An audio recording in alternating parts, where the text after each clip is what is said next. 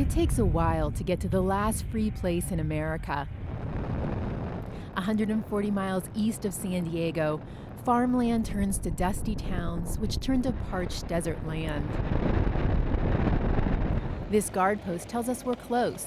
This whole place used to be a military base.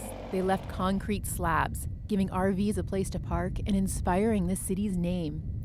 Soon you start to see Slab City's makeshift homes. Some come here to escape society. Some are destitute.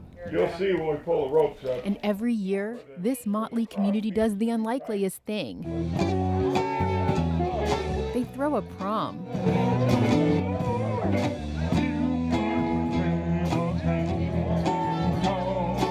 They say they do it because so many of them didn't go to their own prom. It doesn't matter how you got here. We're just very happy that you came.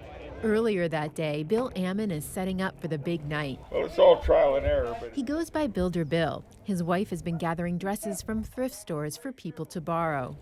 16 years ago, Builder Bill was working construction in San Diego. Jobs dried up. Soon he was living out of his van. He calls Slab City the end of the rope. you can retreat and you can retreat and you can retreat, and then there's just one last little knot on the end of the rope. That's Slab City. There might be some Baileys left over there, though. But he says Slab City is also freedom. Freedom from rent or loans, freedom from zoning laws, and freedom from harassment. Slab City, you can just sit down and occupy a spot on the planet without any debt, indebtedness, persecution. Of course, freedom has a price. There's no electricity here, no water, no sewer system. It may be free, but it's also free from garbage pickup. It's just a piece of useless, unwanted, unusable desert. And that's why we've been allowed to be here all these years. All right. The state of California owns this land. No one really knows how much it would cost to clean up the place. There may also be munitions and military waste buried out here. The federal government is looking into that now. The state is open to selling the land, and for the first time, Slab City residents are applying to buy it. I got to thinking, well, if the state's getting ready to unhorse this land, we all depend on this place. And so I took a pretty big alarm and said, hey, we got to do something. You know, I get to sling the mud. Builder Bill helped form a community group. Slab resident Lynn Bright put together the application to buy the land. She says they need to preserve Slab City from outside development. If we do nothing and don't organize, then who's the head that's going to pop up and say, hey, wait a minute, not here? Who's going to do that? Nobody. It's not clear who would want to buy and develop this land, but the mere threat of a sale has shifted the thinking out here. By organizing to save Slab City, some are worried they'll lose the thing that has made it a refuge for so many, the freedom.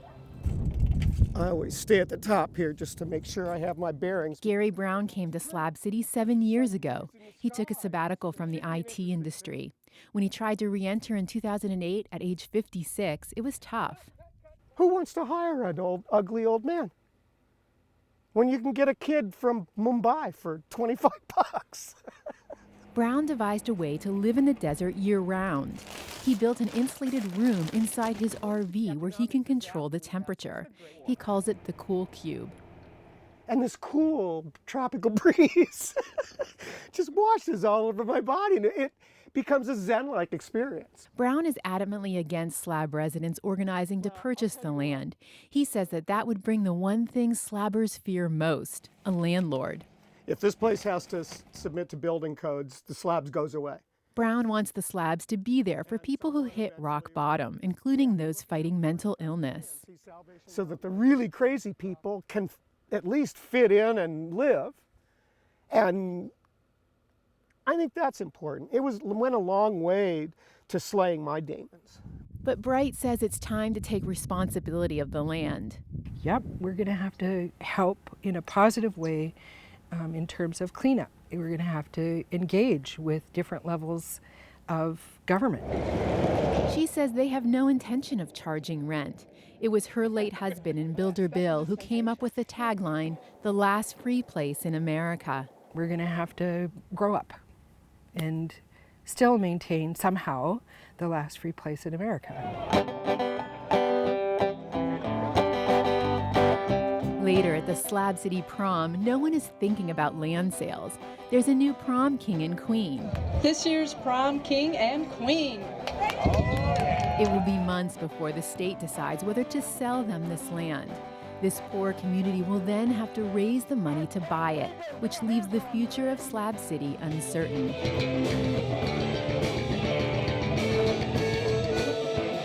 But one thing is for certain.